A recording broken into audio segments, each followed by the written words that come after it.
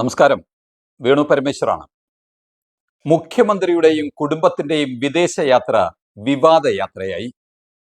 മുഖ്യമന്ത്രിയും മരുമകൻ റിയാസ് മന്ത്രിയും, മുഖ്യമന്ത്രിയുടെ ഭാര്യ കമല വിജയൻ, മകൾ വീണ, മകൻ വിവേക്, ചെറുമകൻ ഇഷാൻ എന്നിവർ ഒരുമിച്ചാണ് 3 വിദേശ രാജ്യങ്ങൾ 2 ആഴ്ചയ്ക്കുള്ളിൽ സന്ദർശിക്കുന്നത്.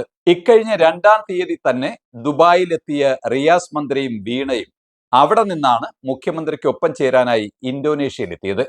ദുബായിലുള്ള മുഖ്യമന്ത്രിയുടെ മകനും മുഖ്യമന്ത്രിക്കൊപ്പം ഇന്തോനേഷ്യയിലാണ്. സ്വകാര്യ സന്ദർശനമായതിനാൽ കേന്ദ്ര അനുമതി മാത്രമേ ആവശ്യമുള്ളൂ എന്നതിനാൽ ഇക്കാര്യം സംബന്ധിച്ച് പ്രത്യേക വാർത്താക്കുറിപ്പ് ഇറക്കുകയോ ഗവർണറെ അറിയിക്കുകയോ പോലും ചെയ്യാതെയാണ് ഇക്കുറി മുഖ്യമന്ത്രിയുടെ യാത്ര എന്നതാണ് പ്രതിപക്ഷ കക്ഷികളെ ചൊടിപ്പിച്ചത്.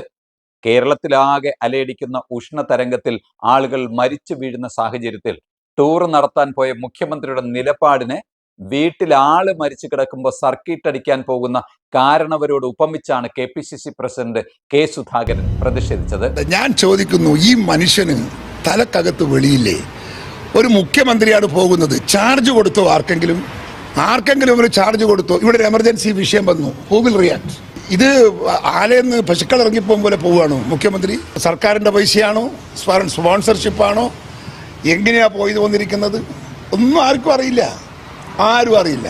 എന്തിനാണ് ഇയാൾ ഇങ്ങനെ ഒളിച്ചോടുന്നത്? 10-ലേറെ തവണ സ്വകാര്യ ആവശ്യങ്ങൾക്കും ചികിത്സയ്ക്കും അതിനിടെ ഔദ്യോഗിക സന്ദർശനത്തിനുമായി വിദേശ രാജ്യങ്ങളിൽ പോയിട്ടുള്ള മുഖ്യമന്ത്രിയുടെ ഇത്തവണത്തെ പോക്ക് ആരാണ് സ്പോൺസർ ചെയ്തതെന്ന് അറിയാനുള്ള അവകാശം സാധാരണ ജനങ്ങൾക്കുണ്ടെന്നാണ് BJPയുടെ വാദം. കേവലം 2 ലക്ഷം രൂപ മാത്രം ബാലൻസ് ഉള്ള മുഖ്യമന്ത്രിയും 79,000 രൂപ മാത്രം സേവിങ്സ് ഉള്ള കമല വിജയനും 2 ആഴ്ചക്കിടെ 3 വിദേശ രാജ്യങ്ങൾ സന്ദർശിക്കാനുള്ള ചെലവ് വഹിക്കുന്ന അജ്ഞാതനായ ഒരു വ്യവസായി ഉണ്ടെന്നാണ് BJP നേതാവും കേന്ദ്രമന്ത്രിയുമായ വി മുരളീധരന്റെ സംശയം. അതാരാണ് സ്പോൺസർ ചെയ്തിരിക്കുന്നത്? ഇവരെല്ലാവരും കൂടി 3 വിദേശ രാജ്യങ്ങളിൽ വിനോദസഞ്ചാരം നടത്താനുള്ള വരുമാന സ്രോതസ് എന്താണ്? മുഖ്യമന്ത്രി എന്ന നിലയിലും മുതിർന്ന കമ്മ്യൂണിസ്റ്റ് നേതാവെന്ന നിലയിലും അദ്ദേഹത്തിന് വ്യവസായ പ്രമുഖരുമായും മുതലാളിമാരുമായും ബന്ധമുണ്ടെങ്കിൽ അതിൽ എന്താണ് തെറ്റെന്നാണ് CPM നേതൃത്വത്തിന്റെ ചോദ്യം. മുഖ്യമന്ത്രിയോ അദ്ദേഹവുമായി ബന്ധമുള്ള മറ്റാരെങ്കിലുമോ ഈ യാത്രയുടെ ചെലവ് വഹിക്കുന്നത് കൊണ്ട് ആർക്കെങ്കിലും ബുദ്ധിമുട്ടുണ്ടോ എന്നും, അതല്ല ഇങ്ങനെ തൊട്ടതിനും പിടിച്ചതിനും സംശയങ്ങളും ആരോപണങ്ങളും ഉന്നയിക്കുന്ന നിങ്ങൾ ആരെങ്കിലും ഈ യാത്രയുടെ ചെലവ് വഹിക്കുമോ എന്നാണ് LDF കൺവീനർ കൂടിയായ EP ജയരാജന്റെ മറുവാദം. നിങ്ങൾ കൊടുക്കുമോ ചെലവ്?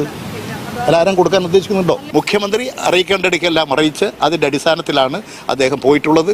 അതിലൊരു പെശകും ഞങ്ങൾ കാണുന്നില്ല. തെരഞ്ഞെടുപ്പ് ചട്ടം നിലനിൽക്കുന്നതിനാൽ അടിയന്തര സ്വഭാവമുള്ള ഫയലുകളിൽ മാത്രമേ തൽക്കാലം നടപടിയെടുക്കാനാവൂ എന്നുള്ളതിനാൽ മുഖ്യമന്ത്രിക്ക് കുറച്ച് ദിവസങ്ങൾ സ്വസ്ഥമായി മാറി കുടുംബത്തോടൊപ്പം ചെലവിടാൻ ഇതിലും നല്ല സന്ദർഭം വേറെ ഇല്ലെന്നാണ് പാർട്ടി നേതൃത്വത്തിന്റെ ന്യായീകരണം. എന്നാൽ നരേന്ദ്രമോദി സർക്കാരിനെതിരെ ഇന്ത്യ മുന്നണി രൂപീകരിക്കാനും കൈകോർത്ത് പ്രതിപക്ഷ സഖ്യമുണ്ടാക്കാനും മുന്നിൽ നിന്ന പിണറായി വിജയൻ എന്ന നേതാവ് അടുത്ത ഘട്ടം തെരഞ്ഞെടുപ്പ് നടക്കുന്ന ബംഗാളിലും ത്രിപുരയിലും ഒക്കെ പോയി നരേന്ദ്രമോദിക്കെതിരായി പ്രചാരണം നടത്താതെ തന്ത്രപരമായി വിദേശ ടൂറിന് പോയത് മോഡിയെ ഭയന്നിട്ടാണെന്നും മോഡി വിരോധം ഉണ്ടാകാതെ നോക്കാനാണെന്നുമാണ് കോൺഗ്രസ് നേതൃത്വത്തിന്റെ ആരോപണം. ലാവ്ലിൻ കേസിലും മകൾ വീണ വിജയന്റെ മാസപ്പടി കേസിലും പ്രതികൂലമായ നടപടി ഉണ്ടാകാതിരിക്കാൻ നരേന്ദ്രമോദിയെയും BJP കേന്ദ്ര നേതൃത്വത്തെയും വെറുപ്പിക്കാതിരിക്കാനുള്ള തന്ത്രപരമായ നീക്കമാണ് ഇതിന് പിന്നിലെന്നും, നിർണായകമായ തെരഞ്ഞെടുപ്പ് നടക്കുന്ന ഈ വേളയിൽ പ്രചാരണത്തിന് ഇറങ്ങാതെ മുഖ്യമന്ത്രി പോയത് ശരിയായില്ല എന്നും വാദിക്കുന്നവർ CPM-നുള്ളിലുമുണ്ട്. എന്ത് തന്നെയായാലും ഇന്തോനേഷ്യയിലുള്ള മുഖ്യമന്ത്രി ഈ മാസം 12-ന് സിംഗപ്പൂരിലേക്കും 19-ന് ദുബായിലേക്കും പോയ ശേഷം ഈ മാസം 21-നാണ് കേരളത്തിൽ തിരിച്ചെത്തുക. നന്ദിയോടെ.